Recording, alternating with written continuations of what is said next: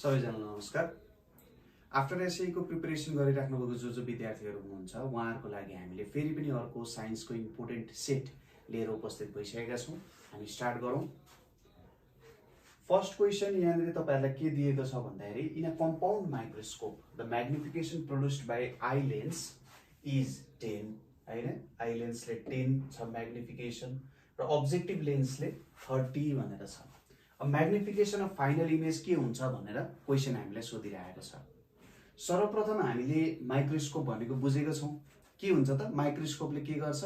माइक्रोस्कोपको main काम, main task भनेको कुनै पनि सानो अब्जेक्टलाई चाहिँ ठूलो अथवा इन्लार्ज गर्ने काम हो। दुई प्रकारको माइक्रोस्कोप हुन्छ, एउटा सिम्पल माइक्रोस्कोप हुन्छ, एउटा कम्पाउन्ड माइक्रोस्कोप हुन्छ।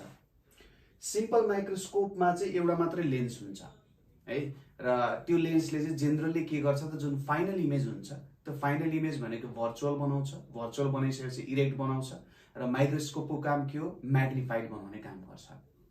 तर अब अहिले हामीले युज गर्ने माइक्रोस्कोप भनेको जुन यहाँनिर मैले एउटा फिगर देखाएको छु त्यो हुन्छ, त्यसमा आइपिस हुन्छ अनि यहाँ एउटा अब्जेक्टिभ लेन्स। अरु कुराहरु भनेको यसको पार्ट पुर्जाहरु भयो, मेनली आइपिस र अब्जेक्टिभ लेन्स हुन्छ।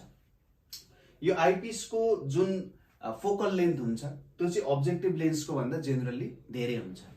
यसमा दुई प्रकारको इमेज हुन्छ भन्नाले सुरुमा एउटा इन्टरमिडिएट इमेज बन्छ र त्यो इन्टरमिडिएट इमेजबाट फाइनल इमेज बन्न जान्छ है। टु स्टेजमा इमेज बन्छ। इन्टरमिडिएट इमेज बन्दाखेरि कस्तो हुन्छ? त्यसले चाहिँ रियल बनाउँछ, इरेक्ट बनाउँछ र म्याग्निफाइड, हाइली म्याग्निफाइड इमेज बनाउँछ। र जुन फाइनल इमेज हुन्छ त्यो चाहिँ के हुन्छ त? भर्चुअल हुन्छ र इरेक्ट हुन्छ र म्याग्निफाइड हुन्छ। सरी, उतापट्टि रियलमा चाहिँ इन्भर्टेड बनाउँछ है। मैले रियलमा इरेक्ट भने होला, रियलमा चाहिँ इन्भर्टेड बनाउँछ र म्याग्निफाइड बनाउँछ। र यतापट्टि फाइनल इमेजमा के बनाउँछ तपाईहरुको? यतापट्टि तपाईहरुको फाइनल इमेजमा भर्चुअल बनाउँछ, त्यसपछि इरेक्ट बनाउँछ र म्याग्निफाइड बनाउँछ। अब कसरी चाहिँ निकाल्ने त कति म्याग्निफाइड भयो भन्दा, मानौ यहाँनिर आई लेन्सले बनाउने म्याग्निफिकेसन 10 छ भनेपछि m1 को भ्यालु 10 राख्ने। त्यसपछि अब्जेक्टिभ लेन्सले म्याग्निफाई गर्ने कति छ? 30 छ भनेपछि फाइनल इमेज हामीले त इन्टरमिडिएट इमेज जुन तपाईहरुको रियल इमेज बनेको छ त्यसपछि आउने फाइनल इमेज। अब त्यसको लागि केही गर्नु पर्दैन, यो दुईटा म्याग्निफिकेसनलाई मल्टिप्लाई गरिदिने। 10 into 30 भनेको कति हुन जान्छ? 300 हुन जान्छ। सी नम्बर तपाईहरुको सही आन्सर हुन जान्छ है त। यसरी तपाईहरुले अध्ययन गर्नु पर्यो। नेक्स्टमा जाउँ। Akash is wearing a spectacle of power 10 dioptre, what is he suffering from भनेर भनिरहेको छ। अब जेनरली यहाँ चारवटा अप्सन छ, हाइपरमेट्रोपिया, मायोपिया, स्टिग्म्याटिजम। एस्टिग्म्याटिजम हो यो, आइएसएम। त्यसैगरी यहाँनिर प्रेसबायोपिया भनेर छ, पिआरएस प्रेसबायोपिया भनेर हुन्छ। अब आकाशले एउटा 10D अथवा 10 डायोप्टरको लेन्स प्रयोग गरिरहेको छ। यो त प्लस भ्यालु हो। प्लस भ्यालु भनिसकेपछि यो भनेको कुन लेन्स हो त? यो भनेको तपाईहरुको कन्भेक्स लेन्स हो है त, कन्भेक्स लेन्स हो।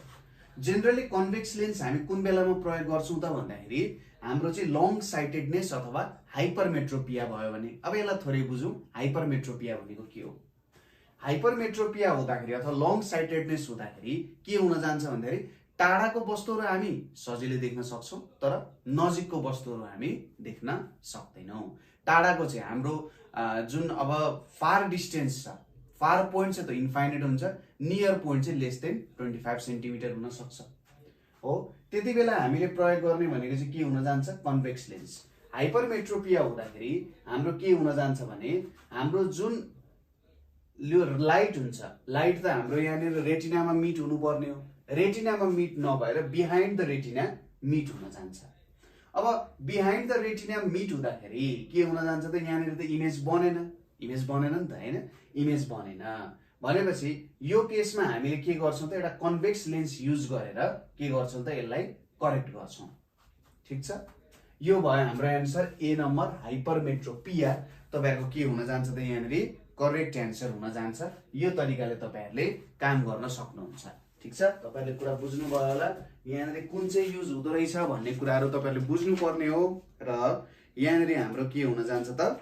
हाइपरमेट्रोपिया चाहिँ उल्ला भइरहेको छ अथवा आकाशले चाहिँ हाइपरमेट्रोपियाबाट सफरिङ गरिरहेको छ। ठिक छ। मेन सुरुमा हामीले बुझ्नुपर्ने कुरा यो हो।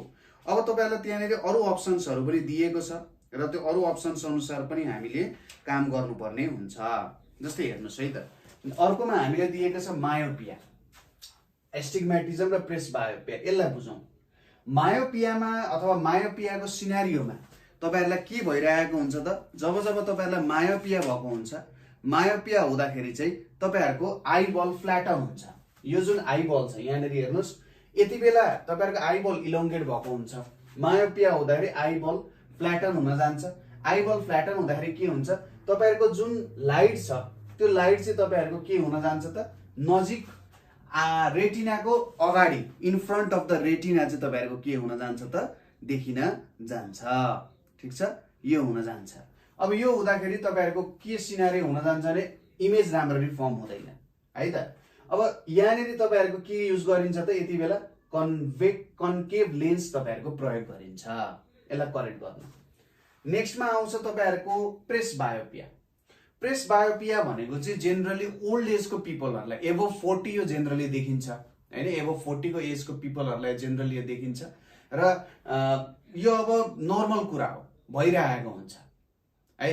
तपाईहरुलाई लाग्न सक्छ सर मायोपियामा पनि टाढाको वस्तुहरु जेनरली देखिँदैन, नजिकको वस्तुहरु जेनरली देखिन्छ। डिफरेन्स के छ त, मायोपिया भनेको चाहिँ जेनरली तपाईहरुको जति एजलाई पनि हुन सक्छ, जुन पनि एजलाई हुन सक्छ।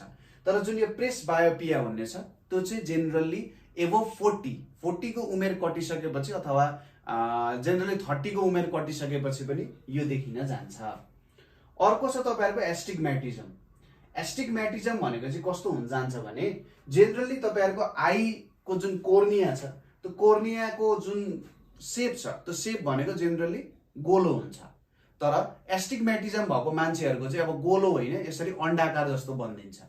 अण्डाकार जस्तो बनिसकेपछि जुन लाइटहरु आउने हो त्यो रेटिनामा मिट हुनु पर्ने हो।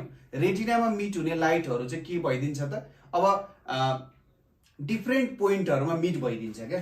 अब कस्तो हुन जान्छ भन्दाखेरि यतातिर मिट भइदेला, यहाँ मिट भइदेला, यहाँ मिट भइदेला, यहाँ मिट भइदेला, यसरी मिट भइदियो भने त के हुन जान्छ, ब्लरी भिजन भनेको कस्तो हुन्छ भने देखिँदाखेरि झ्या जस्तो देखिन्छ नि, हो त्यस्तो देखिदिन्छ है एस्टिग्मेटिजमको कुरा। अब एस्टिग्मेटिजमले चाहिँ के गर्दिन्छ भन्दा फार पोइन्ट नियर पोइन्ट दुईटैलाई असर गर्दिन्छ। ठीक छ, यो चाहिँ तपाईहरुको के भयो त, एस्टिग्मेटिजम हुन गयो। नेक्स्ट क्वेशन हेर्नुस् त, यहाँ sound waves are example of भनेर भनिरहेछ। ए मा लंगिट्युडनल, बी मा ट्रान्सभर्स, सी मा elastic, both A and C भनेर भनिरहेको छ। अब जब जब हामी साउन्ड वेव्सको कुरा गर्छौं, साउन्ड वेव्सको कुरा गर्दाखेरि हामीलाई के थाहा छ त, साउन्ड वेव्सको कुरा गर्दाखेरि यसमा के हुनु पर्यो भन्दा मेटेरियल मिडियम हुनु पर्यो। साउन्ड जहिले पनि केही मेटेरियल भयो भने के हुन्छ त, ट्रान्सफर हुन्छ। ठीक छ, साउन्ड जहिले पनि मेटेरियल भयो भने ट्रान्सफर गर्छ। र साउन्डमा के हुन्छ, कम्प्रेसन र रेयरफेक्सन हुन्छ। कम्प्रेसन भनेको जस्तै साउन्ड एयरबाट ट्राभल गरिरहेको छ भने सुरुमा के हुन्छ, इनर्जी ट्रान्स, इनर्जी जाँदाखेरि मानौ यहाँ एयरको लेयरहरु यसरी बसिरहेको छ। अब सुरुमा कम्प्रेसन हुन्छ, एयरको लेयरहरु नजिकै आउँछ। अब यसले इनर्जी ट्रान्सफर गर्छ र फेरि यो आफ्नै पोजिसनमा फर्किन्छ र यसले यतापट्टि ट्रान्सफर गर्छ एनर्जी। भन्छ कम्प्रेसन र रेयरफेक्सन यो कुरा हुन्छ। कम्प्रेसन भनेको एयर नजिकै आउनु, रेयरफेक्सन भनेको एयर टाढा जानु। कम्प्रेसन र रेयरफेक्सन हुन जान्छ। भन्छ अभियसली साउन्ड वेभ लंगिट्युडनल हो, तर साउन्ड वेभ ट्रान्सभर्स वेभ होइन। Sound is not a transverse wave, किनभने यसमा चाहिँ के हुन जान्छ, लंगिट्युडनल वेभ भनेको जतातिर इनर्जी बगिरहेको छ अथवा जुन पाथमा इनर्जी फ्लो भइरहेको छ त्यही पाथमा नै के हुन्छ त, पार्टिकलको मोसन हुन्छ। पार्टिकल अब इनर्जी यसरी जान्छ, पार्टिकलको मोसन पनि यसरी टु एन्ड फ्रो मोसन भइरहेको हुन्छ। लंगिट्युडनल वेभ हो त्यो। ट्रान्सभर्स वेभमा के हुन्छ, एनर्जी यता गइरहेको छ, एनर्जी सिधा यो दिशामा गइरहेछ, तर पार्टिकलहरु यसरी भाइब्रेट गर्छन्। ठ्याक्कै एनर्जी जता गइरहेछ त्यसको परपेन्डिकुलर डाइरेक्सनमा चाहिँ के भइरहेको हुन्छ त, यिनीहरु भाइब्रेट गरिरहेको हुन्छ। अब नेक्स्टमा तपाईहरुले नसुनेको हुन सक्छ इलास्टिक वेभ। इलास्टिक वेभ भनेको सिम्पली के हो भने कुनै पनि मिडियम छ भने इलास्टिसिटी चाहियो। इलास्टिसिटी भनेको एक तरिकाले लचकता चाहियो हो। अब त्यो लचकता हामीले कसरी पाउँछौं त भन्दाखेरि मिडियम भयो भने पाउँछौं। त्यो अब सलिड पनि हुन सक्छ, लिक्विड पनि हुन सक्छ, ग्यास पनि हुन सक्छ, कुनै पनि मिडियम हुन सक्छ हो। यो इलास्टिक वेभ पनि हो। भनेपछि अब साउन्ड वेभ को लागि त मिडियम चाहिन्छ। तपाईले भ्याक्युममा कहिले पनि साउन्ड पाउन सक्नु हुँदैन भनेपछि तपाईहरुको यो लंगिट्युडनल वेभ पनि के हो त एक तरिकाको इलास्टिक वेभ हो है त।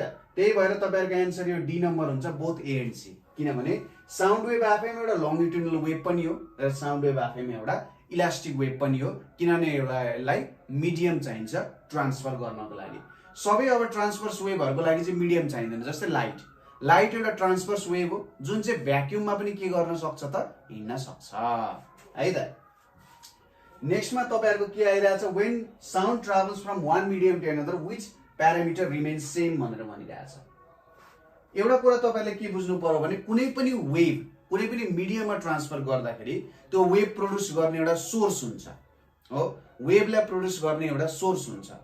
अब त सोर्सले के गर्दिन्छ त भन्दाखेरि एउटा certain frequency of sound produce गर्छ, ठीक छ।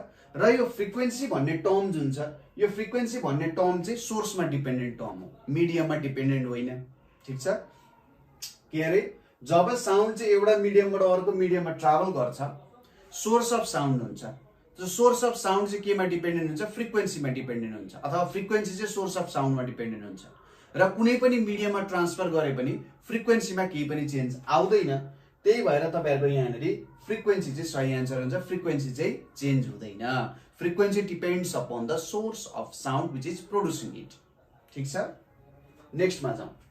अब what is loudness of ordinary talk भनेर भनिरहेछ। हामी सिम्पली बोल्दै गर्दाखेरि अर्डिनरी टक गर्दाखेरि लाउडनेस कति हुन्छ त, ठीक छ।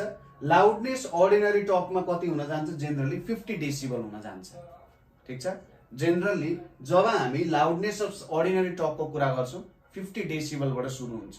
अब फुसफुस गर्दाखेरि तपाईहरुको 20-30 डेसिबल होला हैन, हो त्यस्तो कुराहरु हुन्छ। क्लासमा हामी यो कुरालाई अझै डिटेलली पढ्छौं, डेसिबल भन्ने युनिटले के कुरा दिन्छ, लाउडनेस कसरी निकाल्न सकिन्छ, यो सबै कुराहरु, थ्रेशोल्ड अफ हियरिङको कुराहरु, यो सबै कुराहरु हामी डिटेलली अध्ययन गर्छौं। अब यहाँ केही धेरैवटा मैले यहाँ राखिदिएको छ, तपाईले देखिराख्नु भएको छ होला। पहिलो कुरा चाहिँ timber of sound. Timber of sound भनेको चाहिँ क्वालिटी अफ साउन्डलाई हामी के भन्छौं, टिम्बर भनेर भन्छौं। साउन्डको क्वालिटीलाई हामी के भन्छौं त, टिम्बर भनेर भन्छौं।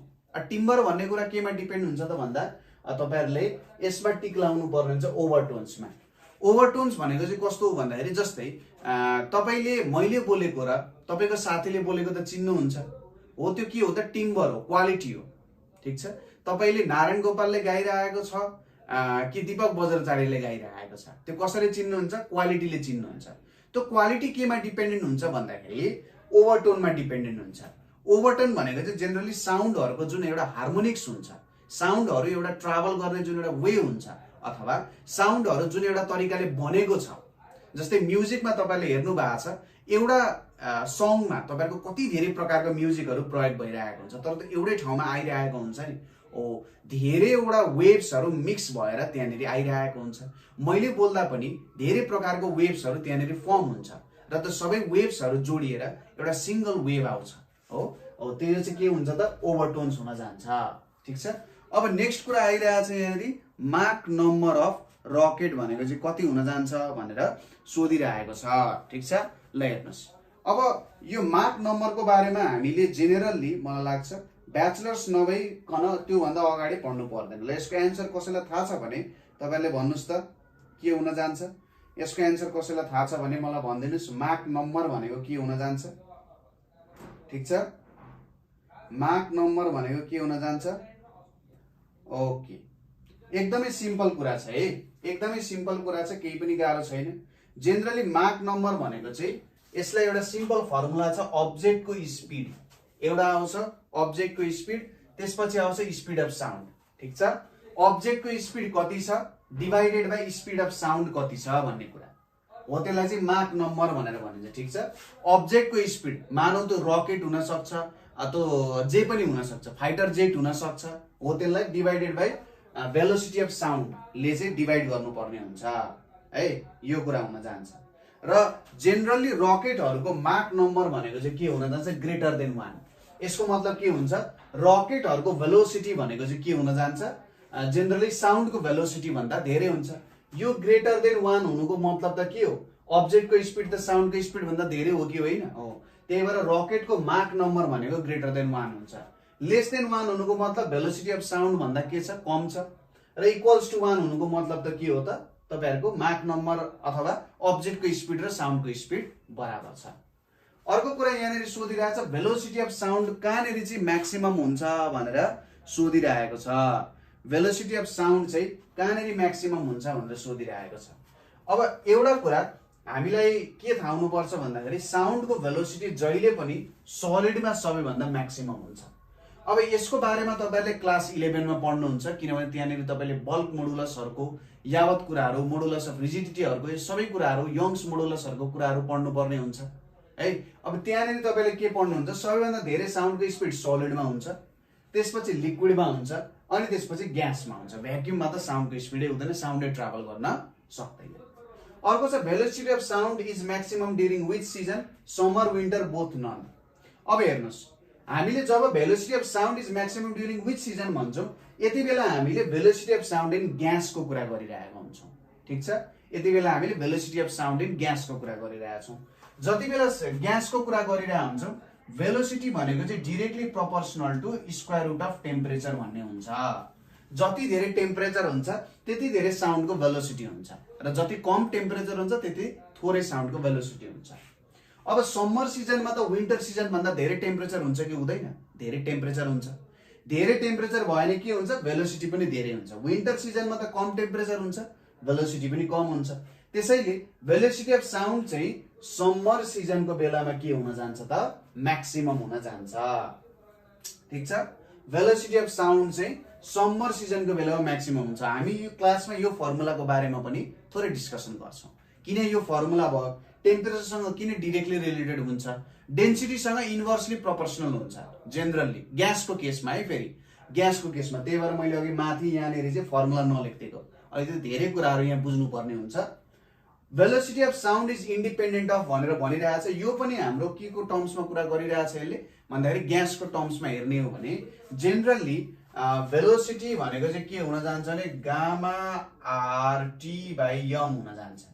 अब यहाँ आर भनेको जेनरली यो जुन टेम्परेचर छ यो भनेको मास हुन जान्छ, यो आर भनेको पीबी इक्वल्स टु एनआरटी भन्ने हुन्छ। आर एउटा कन्स्टेन्ट हो, गामा पनि एउटा कन्स्टेन्ट हो। यहाँनिर नआएको कुरा अथवा यहाँ नयुज हुने कुरा भनेको प्रेसर। प्रेसरमा चाहिँ भेलोसिटी अफ साउन्ड कहिले पनि डिपेन्डेन्ट हुँदैन। ठीक छ, इन्डिपेन्डेन्ट हुन जान्छ। यसको बारेमा पनि हामी हेर्छौं। नेक्स्टमा के भनिरहेछ, when resistor each of, when three resistors भनौं, when three resistors each of resistance 1 ohm are connected in parallel the equivalent resistance is भनिरहेछ। मानौ यहाँ प्यारललमा हामीले कनेक्ट गर्नु पर्यो, यहाँ हामीले एउटा ब्याट्री दियौं। अब तीनवटा रेजिस्टरहरु मैले प्यारललमा कनेक्ट गरे है, तीनवटा रेजिस्टरहरु मैले प्यारललमा कनेक्ट गरे। अब यहाँ यसरी राखिरहेको छु, यो तीनवटा रेजिस्टरहरु मैले कनेक्ट गरे, यताबाट करेन्ट फ्लो भइरहेछ। यो पनि 1 ओम छ, यो पनि 1 ओम छ, यो पनि 1 ओम छ। अब इक्विभ्यालेन्ट रेजिस्टेन्स को फर्मुला के हुन जान्छ प्यारलल कन्डिसनमा, 1/r इक्विभ्यालेन्ट भनेको 1/r1 + 1/r2 + 1/r3 हुन जान्छ। अब सबै 1 1 छ, 1/1 + 1/1 + 1/1 भनेको 3 हुन्छ। मान्छे r इक्विभ्यालेन्ट भनेको कति भयो, 1/3 ओम हुन गयो। मान्छे हाम्रो आन्सर के हुँदो रहेछ, अप्सन नम्बर सी हाम्रो यहाँनिर करेक्ट आन्सर हुन जान्छ। ठीक छ, अप्सन नम्बर सी हाम्रो करेक्ट आन्सर हुन जान्छ। यसको बारेमा हामी हेर्छौं, सिरिज कम्बिनेसनमा के हुन्छ, प्यारलल कम्बिनेसनमा के हुन्छ, मिक्स्ड कम्बिनेसनमा के हुन्छ। सिरिज प्यारलल दुवै मिक्स भयो भने के गर्ने। अब n नम्बर अफ रेजिस्टरहरु प्यारललमा जोडियो भने के हुन जान्छ हैन, सिरिजमा जोडियो भने के हुन्छ, करेन्टमा कस्तो रिलेसन आउँछ, भोल्टेजमा कस्तो रिलेसन आउँछ, पावरमा कस्तो रिलेसन आउँछ, यो सबै कुराहरु हामी डिटेल हेर्छौं। नेक्स्टमा हेरौं, the number of turns in primary and secondary coil of transformers are 100 and 200 respectively. If secondary voltage is 110, find the primary voltage. हामीले के दियो, मानौ प्राइमरी कोइल NP, प्राइमरी कोइलमा 100 टर्न्स छ, सेकेन्डरी कोइलमा तपाईहरुको 200 टर्न्स छ। अब सेकेन्डरी भोल्टेज भनेको तपाईहरुको 110 दिएको छ। मानौ अब प्राइमरी भोल्टेज कति हो भनेर सोधिरहेको छ। अब तपाईले यहीँबाट कुरा छुट्याउन सक्नुहुन्छ, प्राइमरीमा भन्दा सेकेन्डरीमा टर्न्स धेरै छ कि छैन। प्राइमरीमा भन्दा सेकेन्डरीमा टर्न्स धेरै छ। यसको मतलब हामी स्टेप डाउन ट्रान्सफर्मर हेरिरहेका छौं। प्राइमरीमा भन्दा सेकेन्डरीमा टर्न्स धेरै छ, स्टेप डाउन। अब यसको हामीलाई फर्मुला के थाहा छ, NP/NS भनेको VP by VS हुन्छ। NP भनेको 100, NS भनेको 200, यहाँ VP छ, VS भनेको 110, यहाँ 2 आयो, यहाँनिर 55 आउन गयो भनेपछि प्राइमरी भोल्टेज भनेको कति हुने रहेछ, 55 भोल्ट हुन जान्छ। ए नम्बर तपाईहरुको के हुन जान्छ, सही आन्सर हुन जान्छ है त। ए नम्बर चाहिँ तपाईहरुको के हुन जान्छ, सही आन्सर हुन जान्छ। यो सिम्पली तपाईहरुले इलेक्ट्रिसिटी एन्ड म्याग्नेटिजम क्लास 10 मा पढिसक्नु भएको फर्मुला हो। नेक्स्ट मा छ, a current of 5 milliampere is passing through a resistor of resistance 1 kilo ohm. Find the potential drop. अब सिम्पली यहाँनिर तपाईहरुले लाउनु पर्ने फर्मुला के छ त भन्दाखेरि हाम्रो ओम्स ल लाउनु पर्यो। ओम्स लले के भन्छ, V equals to IR भनेर भन्छ, V equals to IR। अब करेन्ट भनेको 5 मिलिएम्पियर छ, 5 मिलिएम्पियरले एम्पियरमा लानको लागि 10 to the power -3 ले मल्टिप्लाई गर्नु पर्यो।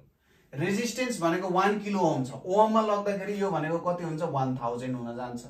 यहाँ कति आयो त, यो र यो त 1 भइहाल्छ र यहाँनिर कति आउन जान्छ, 5 भोल्ट। भनेपछि तपाईहरुको आन्सर के हुँदै रहेछ, 5 भोल्ट चाहिँ तपाईहरुको के हुने रहेछ त, यहाँनिर सही आन्सर हुने रहेछ हो। 5 भोल्ट चाहिँ तपाईहरुको यहाँनिर सही आन्सर हुने रहेछ, 5 भोल्ट तपाईहरुको सही आन्सर हुन जान्छ। यसलाई यसरी तपाईहरुले कन्भर्जन गर्न सक्नुहुन्छ। केही गाह्रो छ त यहाँसम्म? ल कसैलाई केही गाह्रो छ भने यसो भन्नुस् त। कसैलाई पनि यहाँनिर कुनै पनि तरिकाले गाह्रो भइरहेको छ, बुझिराख्नु भएको छैन भने तपाईहरुले भन्न सक्नुहुन्छ, सर मैले यहाँनिर चाहिँ बुझिन, यो के हो, कसरी भइरहेछ भन्ने कुराहरु तपाईहरुलाई लागिरहेको छ भने भन्न सक्नुहुन्छ। ओके, अब यसको आन्सर तपाईहरुको 5000 मिलिभोल्ट पनि हुन्छ है। फेरि किन 5000 मिलिभोल्ट हुन्छ, यो भनेको 5000 into 10 को पावर -3 भोल्ट हुन जान्छ। यो भनेको 5 भोल्टै हुन जान्छ। यो पनि तपाईहरुको आन्सर मिल्छ। सायद यसले यहाँ 50 भोल्ट दिन खोजेको थियो होला, तर हाम्रो दुवै आन्सर यहाँनिर मिल्न गएको छ है त। यस्तो चाहिँ हुँदैन इन्ट्रान्समा, कहिलेकाहीँ एकदम रेयरली हुने गल्तीहरु हो। अब के मिलाएर दिन्छ, यहाँ 50 भोल्ट देला र तपाईहरुले यहाँ 5000 मिलिभोल्ट देला है त। नेक्स्टमा हेरौं के भनिरहेछ, calculate the power of the bulb if the bulb has resistance 5 kilo ohm र पोटेन्शियल ड्रप 5 किलो भोल्ट भनेर भनिरहेछ। अब कुनै पनि बल्बको लागि पावर भनेको चाहिँ के हुन जान्छ, I into V हुन जान्छ, करेन्ट इन्टु भोल्टेज। अब करेन्टलाई तपाईहरुले भोल्टेज बाइ रेजिस्टेन्स लेख्न सक्नुहुन्छ ओम्स ल अनुसार, V equals to IR बाट। भनेपछि यहाँनिर के आउने रहेछ, V² by R आउने रहेछ। भोल्टेज कति दिएको छ, 5 किलो भोल्ट, 5 को स्क्वायर। रेजिस्टेन्स कति दिएको छ, यहाँ 5 दिएको छ। भनेपछि यहाँनिर कति आउने भयो त, 5 र 5 क्यान्सल भयो र पावर भनेको त किलोवाट हुन जान्छ। अब यो पनि किलो भोल्टमा छ, यो किलो ओममा छ, भनेपछि यहाँ पनि त किलोवाट आउँछ कि आउँदैन, आउँछ। तपाईहरुको आन्सर के हुने भयो, 5 किलोवाट तपाईहरुको सही आन्सर हुने भयो। यसरी तपाईहरुले गर्न सक्नुहुन्छ। नेक्स्टमा हेरौं, an electric heater of voltage 220 volt consumes 10 ampere of electric current. What will be its electric power भनेर भनिरहेछ। अघिकै फर्मुला तपाईले युज गर्न सक्नुहुन्छ। पावर को फर्मुला के हुन जान्छ, भोल्टेज इन्टु करेन्ट हुन जान्छ। भोल्टेज 220 छ र पावर करेन्ट कति छ, 10 एम्पियर भन्छ, 2200 वाट हुन जान्छ। सिम्पल गर्न सकिन्छ, एक लाइनमै तपाईहरुको आन्सर आउँछ र तपाईहरुको आन्सर के हुने भयो, बी नम्बर तपाईहरुको सही आन्सर हुने भयो। यसरी गर्न सकिन्छ। नेक्स्टमा जाउँ। अब यो तपाईहरुले जुन kilowatt hour unit of electricity calculate गर्नुहुन्छ त्यही अनुसार छ। An electric iron of power 500 watt is used daily for 30 minutes. If the cost of electricity is ₹10 per unit, how much bill will have to be paid by person per month भनेर भनिरहेछ। अब daily कति use गरिन्छ त, 30 minutes use गरिन्छ 500 वाटको। अब 1 kilowatt आवरमा यसलाई कन्भर्ट गरौँ। यो भनेको कति हो त, 1 किलोवाट आवरको टर्म्समा कन्भर्ट गर्दा किलोवाट आवरको टर्म्समा कन्भर्ट गरौँ। मैले कति मिनेट बालिरहेको छु, दिनको 30 मिनेट बालिरहेको छु हो, दिनको 30 मिनेट बालिरहेको छु। अब एउटा कुरा बुझ्नु पर्यो, 1 किलोवाट आवर भनेको 1 युनिट हुन जान्छ। यो हाम्रो एनर्जीको युनिट हो। 1 युनिटको दाम कति छ, 10 रुपैयाँ छ। भनेपछि हामीले बुझ्नु पर्यो 1 महिना यति बाल्दाखेरि कति किलोवाट आवर हुन्छ भनेर निकाल्यौं भन्दा कति युनिट थाहा हुन्छ। कति युनिट थाहा भइसकेपछि हामीले निकाल्न सकिन्छ। जस्तै टोटल एनर्जी हामीले 1 महिनामा कति खर्च गर्छौं त, हेर्नुस् है त। एक एक दिनमा 30 मिनेट खर्च गरिन्छ भने एक महिनामा एक दिनमा 30 मिनेट भने एक महिनामा 30 इन्टु 30 मिनट्स इन्टु 500 वाट यति इनर्जी खर्च गरिन्छ हो। अब यो मिनेटलाई आवरमा लग्नु पर्यो 30 इन्टु 30/60 यो आवरमा आयो र यो वाटलाई किलोवाटमा लानु पर्यो। के गर्नु पर्यो? किलोवाटमा लान 1000 ले डिवाइड गर्नु पर्यो। 32 जा 60 502 भनेपछि 30/4 किलोवाट आवर आउँछ। किलोवाट आवर यो भनेको 4 7 जा 28 4 5 जा 20 किलोवाट आवर भनेको 7.5 युनिट हुन जान्छ। एक युनिटको दाम 10 रुपैयाँ हो। एक युनिटको दाम तपाईहरुको 10 रुपैयाँ हो भने 7.5 युनिटको दाम कति हुन्छ? 10 इन्टु 7.5 भनेको 75 रुपीज हुन जान्छ। त्यही भएर तपाईहरुको यसको आन्सर भनेको 75 हुन जान्छ। सिम्पली तपाईहरुले किलोवाट आवर जहिले पनि किलोवाट आवरमा लगेर क्याल्कुलेट गर्ने। सर्वप्रथम तपाईहरुले यसलाई किलोवाट आवरमा लग्न सक्नुहुन्छ। यो तपाईहरुले एक दिनमा युज गर्ने इलेक्ट्रिसिटीको युनिट भयो। त्यसपछि 30 दिनमा कति हुन्छ त ठ्याक्कै 30 ले मल्टिप्लाई गरेर काम भइहाल्छ। तपाईहरुको आन्सर 75 हुन जान्छ। अब अरु क्वेशनले यहाँनिर केही भनेको छैन, त्यही भएर यही हाम्रो हुन जान्छ। नेक्स्टमा जाउँ। Electrolysis of water is an example of भनेर भनिरहेछ है त। Electrolysis of water is an example of भनेर भनिरहेछ। इलेक्ट्रोलाइसिसमा जेनरली इलेक्ट्रोलाइसिसमा तपाईहरुको के हुन्छ भने त्यहाँनिर एउटा केमिकल चेन्ज हुन्छ। इलेक्ट्रिसिटीको कारण त्यहाँनिर के आउन जान्छ त? केमिकल चेन्ज आउन जान्छ हो। केमिकल चेन्ज आउँछ हो। त्यही भएर इलेक्ट्रोलाइसिस अफ वाटर भनेको चाहिँ केमिकल इफेक्ट अफ करेन्ट हो। अब यसको बारेमा अझै डिटेलली हामी यो क्वेशनमा हेर्दैछौँ। हेर्नुस् है त। Electrolysis can be done with AC DC both none. अब इलेक्ट्रोलाइसिसमा के हुन्छ? एउटा सेल यहाँनिर कनेक्टेड हुन्छ, यहाँ क्याथोड हुन्छ जुन नेगेटिभ टर्मिनल हो, एनोड हुन्छ जुन पोजिटिभ टर्मिनल हो हैन। त्यसैगरी क्याटायन भनेको पोजिटिभ आयनलाई क्याटायन भनिन्छ, एनायन भनेको नेगेटिभ आयनलाई। इलेक्ट्रोलाइट भनेको यहाँ एउटा सर्टेन लिक्विड युज हुन्छ। अब जब म यस्तो काम गर्छु यहाँनिर क्याथोडमा पोजिटिभ आयनहरु जोडिन आउँछ र एनोडमा तपाईहरुको नेगेटिभ आयनहरु के हुन आउँछ त? जोडिन आउँछ। यतापट्टि पोजिटिभ आयन यतापट्टि नेगेटिभ आयन भनेपछि एक तरिकाले यहाँनिर के भयो त? केमिकल इफेक्ट भयो। अब इलेक्ट्रोलाइसिस चाहिँ डीसी ले गरिन्छ जेनरली। किन भन्दाखेरि यसलाई क्याथोडै बनाइराख्नु पर्छ के। यसलाई क्याथोडै बनाइराख्नु पर्छ ताकि यताबाट पोजिटिभ के आओस् त? पार्टिकलहरु आओस् अथवा आयनहरु आओस् र यसलाई एनोडै बनाइराख्नु पर्छ ताकि यतापट्टि नेगेटिभ आओस्। अब मैले एसी युज गरे भने के हुन्छ? केही छिनको लागि यो क्याथोड हुन्छ, अर्को छिन यो एनोड हुन्छ। अब यही क्याथोड यही एनोड, यही क्याथोड यही एनोड, यही क्याथोड यही एनोड, फेरि यो एनोड एकछिनमा क्याथोड हुन्छ एनोड हुन्छ भनेपछि यहाँनिर त आयनहरु ट्रान्सफर हुन सक्छ त? आयनहरु त ट्रान्सफर हुन सक्दैन। यसको मतलब यहाँनिर हामीले के बुझ्नु पर्यो त? इलेक्ट्रोलाइसिस चाहिँ हामीले सिम्पली डीसी ले मात्रै गर्न सकिन्छ, एसी ले गर्न सकिँदैन। किनभने त्यहाँनिर क्याथोड र एनोड जुन इलेक्ट्रोडहरु छ त्यो इलेक्ट्रोडहरुको एउटा जुन एक्जिस्टेन्स हामीले चाहिन्छ नि, एउटा लङ टर्म एक्जिस्टेन्स चाहिन्छ, त्यो नै हुँदैन है त। नेक्स्टमा जाउँ। ट्रान्सफर्मर्स वर्क विथ भनिरहेको छ। अब यहाँ मैले ट्रान्सफर्मरको स्ट्रक्चर देखाइरहेको छु। जेनरली यहाँनिर ट्रान्सफर्मरमा प्राइमरी वाइन्डिङ हुन्छ, सेकेन्डरी वाइन्डिङ हुन्छ। यहाँनिर एउटा प्राइमरी भोल्टेज हामी लाउँछौँ र यतापट्टि एउटा सेकेन्डरी भोल्टेज आउँछ, यो तपाईलाई थाहा छ। अब ट्रान्सफर्मर कुन प्रिन्सिपल अनुसार काम गर्छ त? म्युचुअल इन्डक्सन अनुसार काम गर्छ। तपाईले क्लास 10 मा पढ्नु भएको छ Faraday's law of electromagnetic induction. अब म्युचुअल इन्डक्सन भनेको के हो त भन्दाखेरि जेनरली इन्डक्सन हुनको लागि फ्लक्स चेन्ज हुनुपर्छ। म्युचुअल इन्डक्सन भनेको जुन हाम्रो प्राइमरी कोइलमा हुने फ्लक्सको चेन्ज हुन्छ, यो फ्लक्सको चेन्ज चाहिँ सेकेन्डरी कोइलमा गएर लिंक हुन्छ।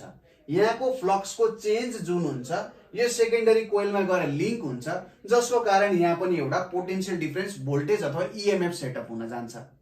अब हामीले त फ्लक्स चेन्ज गराइराख्नु पर्यो। डीसी करेन्टले त फ्लक्स चेन्ज गराइराख्न सक्छ त? सक्दैन। डीसी करेन्ट द्वारा यो काम हुन सक्दैन। भनेपछि यसको लागि त हामीले के चाहियो? एसी नै चाहियो कि चाहिएन? एसी ले मात्रै कन्टिन्युअसली तपाईहरुको फ्लक्स चेन्ज गराउन सक्छ। त्यही भएर ट्रान्सफर्मर चाहिँ तपाईहरुको केसँग मात्रै काम गर्न सक्छ त? एसी करेन्टसँग मात्रै यो चाहिँ काम गर्न सक्छ है त। ट्रान्सफर्मर जेनरली एसी करेन्टसँग मात्रै काम गर्न सक्छ। नेक्स्टमा जाउँ। अब यहाँनिर पोटेन्शियल ड्रप कति हुन्छ भनेर सोधिरहेछ। एकदमै राम्रो क्वेशन छ है, एकदमै राम्रो क्वेशन छ। अब यहाँ एउटा प्यारलल कम्बिनेसन दिएको छ अनि यहाँ एउटा 10 ओममा सोधिरहेको छ। यहाँनिर v को भ्यालु कति हो सोधिरहेछ। एउटा कुरा हामीले के बुझ्नुपर्छ भने प्यारलल कम्बिनेसनमा भोल्टेज जहिले के हुन्छ सेम हुन्छ भनेपछि यो माथि हुने भोल्टेज र यो तल हुने भोल्टेज जहिले पनि सेमै हुन जान्छ हो। सिरिजमा करेन्ट सेम हुन्छ भोल्टेज डिफरेन्ट हुन्छ। अब हेर्नुस् यहाँबाट तपाईहरुको 10 एम्पियर करेन्ट बगिरहेको छ र यहाँनिर 5 ओम छ। अब यो माथि हामीले भोल्टेज क्याल्कुलेट गर्नु पर्यो भने कति हुन्छ 10 × 5 I × R भने चाहिँ 50 भोल्ट हुन्छ। अब यहाँनिर तपाईहरुको 50 भोल्ट छ, यो तपाईहरुको 50 भोल्ट छ नि यहाँ पनि त तपाईहरुको 50 भोल्ट हुनु पर्यो हो कि होइन। यहाँ पनि 50 भोल्ट हुनु पर्यो। यहाँ 50 भोल्ट हुनको लागि मैले यहाँ 5 एम्पियर करेन्ट बगाउनु पर्यो कि परेन। यहाँबाट 10 एम्पियर करेन्ट गइरहेको छ अनि यहाँ 5 ओम छ भने 10 × 5 गर्दा 50 भोल्ट भयो। अब यहाँनिर मैले 5 एम्पियर करेन्ट बगायो भने बल्ल 5 × 10 भनेको 50 हुन्छ कि हुँदैन 50 हुन्छ। 50 भोल्ट यहाँनिर आउन जान्छ। ठीक छ भनेपछि यहाँनिर 50 भोल्ट आउन गयो। अब यहाँनिर तपाईहरुको करेन्ट कति बगेको रहेछ त सुरुमा 15 एम्पियर करेन्ट बगिरहेको रहेछ। कसरी 15 एम्पियर किन भन्दा यहाँ 15 एम्पियर भयो त्यही भएर यहाँ 10 एम्पियर र यहाँ 5 एम्पियर गयो। सर यतापट्टि 12 र 3 मान्न सकिँदैन, मान्न सकिँदैन किनभने यतापट्टि 10 एम्पियर गएको छ कि छैन। यतापट्टि जसरी पनि 10 लानै पर्ने छ र यतापट्टि तपाईहरुले 5 लानै पर्यो ताकि दुईटाको ब्यालेन्स होस्। अब हेर्नुस् यसलाई तपाईहरुले एउटा सिंगल रेजिस्टेन्स बनाउनु भयो भने त यहाँनिरको जुन एउटा सिंगल रेजिस्टेन्स तपाईले बनाउनु हुन्छ यो सिंगल रेजिस्टेन्स हुन्छ अनि यहाँबाट 15 एम्पियर बग्छ। अब यो यहाँको भ्यालु र यहाँ त के हुन्छ सिरिज कम्बिनेसन भयो कि भएन। यहाँनिर सिरिज कम्बिनेसन भयो भनेपछि यहाँनिर 15 ampere as a whole current बग्छ भने यो 10 ओममा पनि as a whole 15 ampere current बग्छ कि बग्दैन। यो 10 ओममा पनि तपाईहरुको एज अ होल 15 एम्पियर के हुन जान्छ त करेन्ट बग्न जान्छ।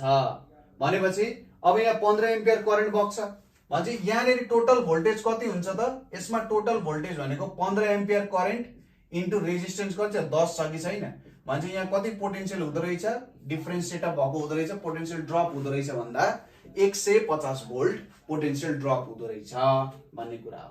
यसरी तपाईहरुले यो क्वेशन गर्न सक्नुहुन्छ। बुझेर गर्नु पर्यो कसरी काम भइरहेछ सिरिज प्यारलल कसरी जोडिरहेको छ यो सबै कुरा बुझेर काम गर्नुपर्ने हुन्छ। नेक्स्टमा जाउँ। A wire of resistance R is cut at its middle and overlapped with each other. Find the equivalent resistance. कस्तो भनौं मानौ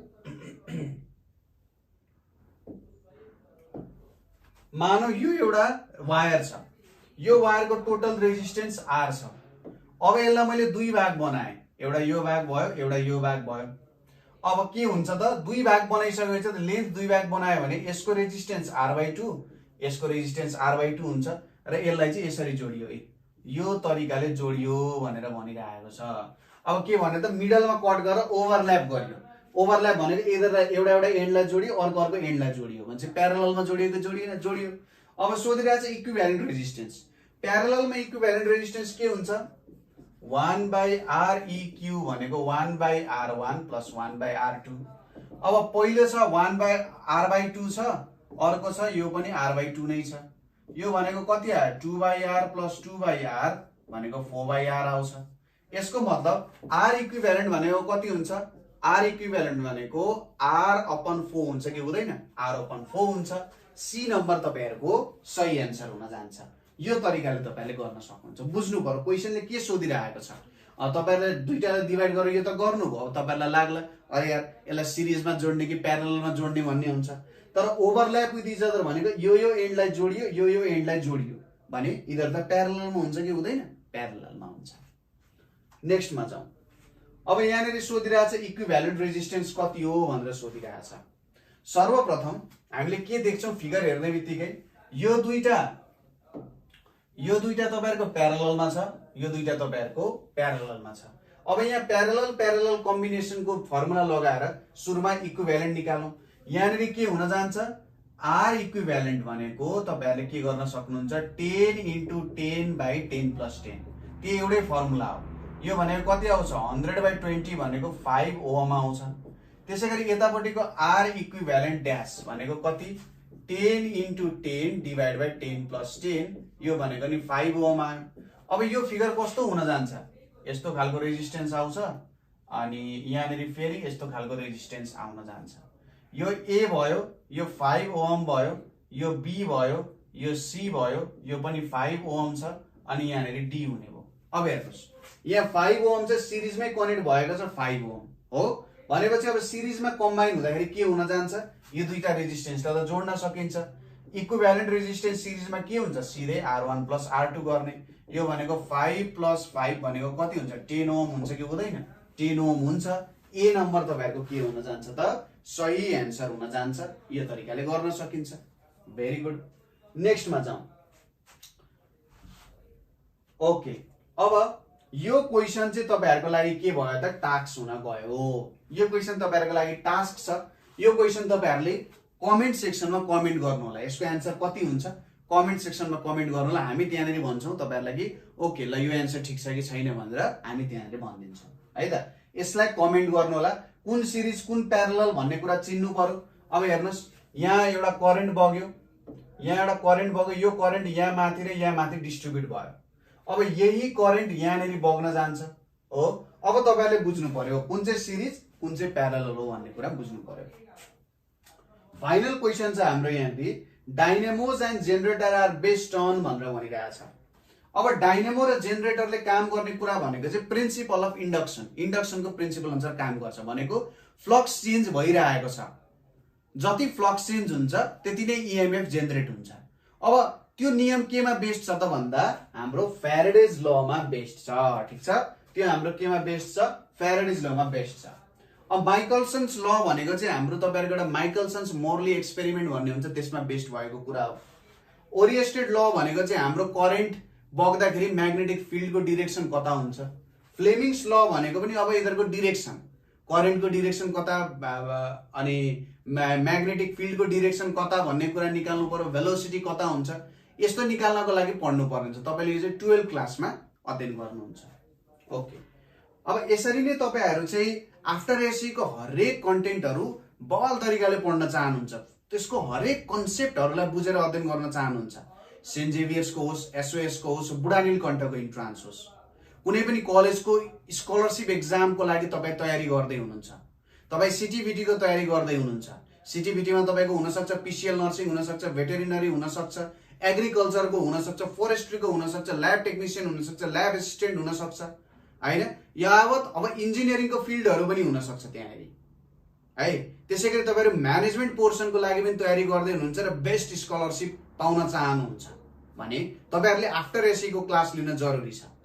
र हामीले नेपालको सबैभन्दा एफोर्डेबल आफ्टर एसी को क्लासेसहरु गरिरहेका छौं, जसमा हामी तपाईहरुलाई नोट्स दिन्छौं, भिडियोज दिन्छौं, मक टेस्ट दिन्छौं हामी हरेक हप्ता। साथसाथै हामी तपाईहरुको लागि प्रत्येक टपिक फिजिक्स, केमिस्ट्री, बायोलोजी, त्यसैगरी जियोलोजी, एस्ट्रोनोमी, इंग्लिश को भयो, मैथमेटिक्स को भयो, यसको 1000 भन्दा धेरै, प्रत्येक टपिक को 1000 भन्दा धेरै क्वेशन्सहरु, लगभग हामी तपाईहरुलाई 10,000 भन्दा धेरै क्वेशन बैंक पनि तपाईहरुलाई प्रोवाइड गर्छौं विथ ओल्ड क्वेशन्स है त। यसरी हामीले गरेको छौं र अरु ठाउँ भन्दा हामीले लगभग 50 देखि 60% कममा तपाईहरुलाई क्लासेसहरु रन गराइरहेका छौं। तपाईहरुले हामीसँग क्लास नर्सरी देखि पढ्दै आउनु भएको छ र क्लास 10 सम्म अध्ययन गर्नुभयो। अब चिन्ता नगर्नुहोस्, क्लास 11 को जुन स्कलरशिप को एक्जाम्सहरु हुन्छ त्यसमा पनि हामी तपाईहरुलाई सपोर्ट गर्छौं र तपाईहरुले बेस्ट भन्दा बेस्ट रिजल्ट्स ल्याउनुहुन्छ, त्यो हाम्रो दृढ विश्वास छ। आजको लागि यति नै। नेक्स्ट भिडियोमा हामी यस्तै इम्पोर्टेन्ट टपिक लिएर फेरि पनि आउने नै छौं। हस्त, धन्यवाद।